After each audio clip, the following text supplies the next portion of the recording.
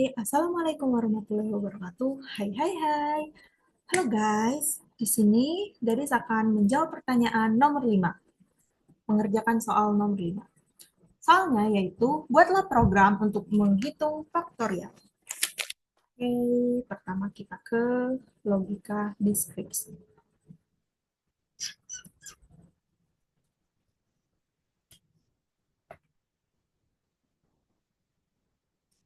Oke, di sini ada mulai. Mulai itu untuk menandakan program akan dimulai. Yang kedua yaitu siapkan variabel untuk menyimpan bilangan n dan hasil faktorial. Salah ini. Ketik.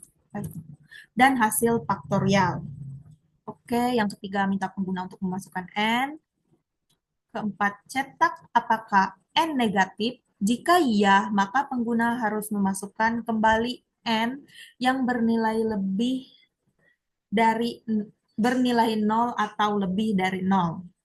Yang kelima yaitu siapkan variabel faktorial dengan nilai awal 1 untuk perhitungan faktorial. Yang keenam, lakukan perulangan dari 1 sampai ke n, kalikan faktorial dengan nilai i yang sedang berjalan. Jika faktorial menjadi negatif, maka tampilkan peringatan. Ini bisa negatif biasanya karena overflow pada tipe gitu, pada tipe in. Yang terakhir, tampilkan hasil faktorial ke layar. Itu untuk mencetak hasil. Kemudian selesai untuk menandakan program berakhir. Oh, ya Allah. Kemudian kita ke pseudocode belum? Ke pseudocode. Ada begin untuk mulai atau menandakan awal program. Kemudian ada declare, mendeklarasikan, and i faktorial dengan tipe data integer. Write, masukkan bilangan untuk faktorial, meminta pengguna memasukkan bilangan untuk faktorial. Kemudian read n, itu untuk menyimpannya. While n kurang dari 0. Apakah n kurang dari 0? Jika iya, maka tampilkan faktorial tidak bisa untuk bilangan negatif. Masukkan kembali. Maksudnya, jika kita memasukkan kurang dari 0, maka akan muncul tulisan seperti ini. Dan program akan meminta kita memasukkan kembali angka yang benar. Kemudian, read in. Itu untuk menyimpan yang kita masukkan tadi. Ini ada rumus untuk bukan rumus, inisialisasi faktorial ke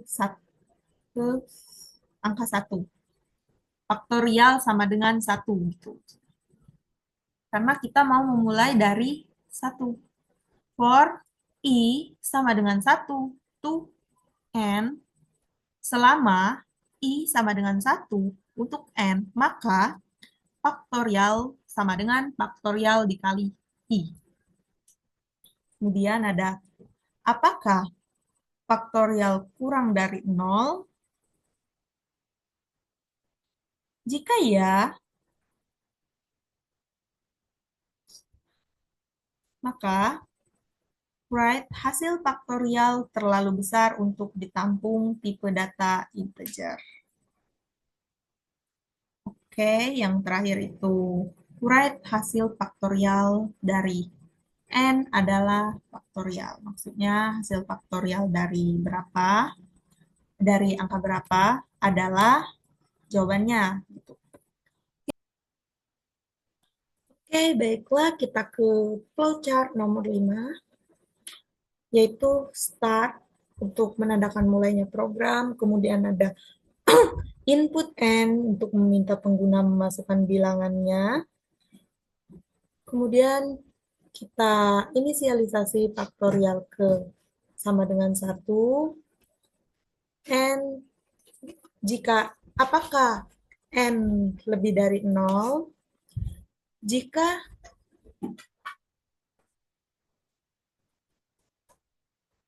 iya, kurang ini, kurang. Apakah n kurang dari 0? Jika ya, faktorial tidak bisa untuk bilangan negatif, maka masukkan kembali. Jika tidak, maka jika tidak atau bilangannya lebih besar dari 0. I sama dengan 1 untuk N, maka faktorial sama dengan faktorial dikali I. Kemudian kita lakukan perulangan, yaitu I plus plus sampai iterasi ke terakhir. Lalu kita lanjut ke faktorial. Apakah faktorial kurang dari 0? Jika ya, maka akan muncul hasil terlalu besar untuk ditampung tipe N. Kemudian kita langsung ke N juga. Terus, jika tidak, hasil faktorial dari. Ini untuk menampilkan hasil faktorialnya. Lalu yang terakhir itu ada, nomor berapa tadi, 5 ya?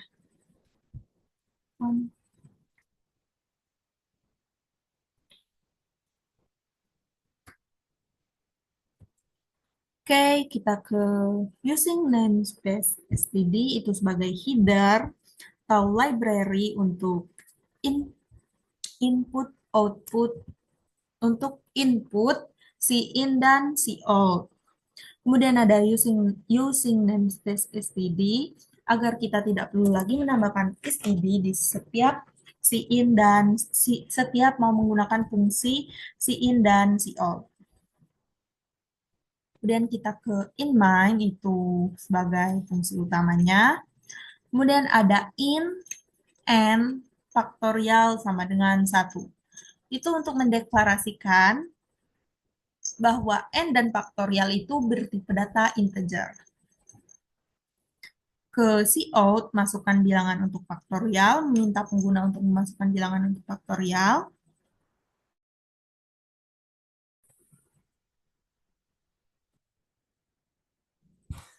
Enggak ya?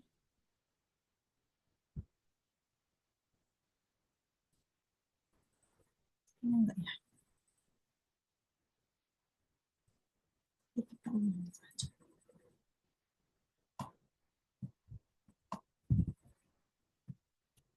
Maaf Ibu, kepotong tadi karena sinyal. Jadi kita lanjut. Cout, masukkan bilangan untuk faktorial, itu meminta pengguna untuk memasukkan bilangan yang akan difaktorialkan. Kemudian ada in n untuk menyimpan bilangan yang kita masukkan. Kemudian while n kurang dari 0, apakah n kurang dari 0? Jika ya, cout faktorial tidak bisa untuk bilangan negatif. Masukkan kembali. Jika jika nilai n-nya kurang dari 0, maka akan muncul tulisan faktorial tidak bisa untuk bilangan negatif. Kemudian kita diminta untuk memasukkan angka yang benar. Kemudian sin n sama kayak yang tadi untuk menyimpan. Kemudian ada for in i sama dengan 1, i kurang dari sama dengan n, i plus plus. Ini untuk perulangan. Kemudian ada faktorial sama dengan faktorial dikali i. Apakah faktorial kurang dari 0? Jika iya, hasil faktorial terlalu besar untuk ditampung dalam tipe in. Kemudian di sini ada inline untuk enter. Dan terakhir kita ke cout hasil faktorial. Ini untuk menampilkan hasil faktorial di layar. Kemudian ke kurung kurung tutup itu untuk menandakan bahwa program berakhir. Oke, kita run.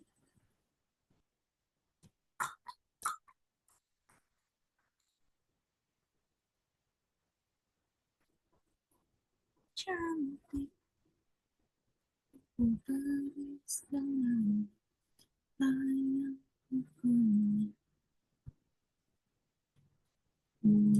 ke yang salah dulu dah sih. Nih, coba kita masukkan. Kok udah bisa min 2. Nih, dia muncul tulisan kayak gini dan kita diminta untuk memasukkan kembali. Kita masukkan 4. Hasil faktorial dari 4 adalah 24. Oke, kita ulang lagi ya.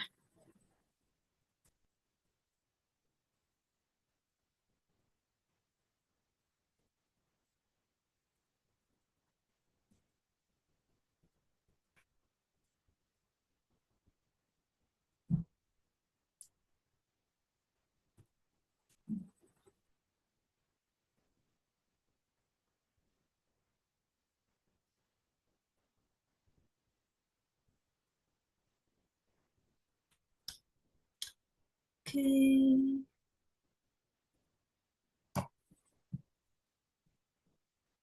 oke, itulah tadi video dari Gadis untuk menjawab pertanyaan nomor 5. Sekian dari Gadis. Wassalamualaikum warahmatullahi wabarakatuh. Bye-bye.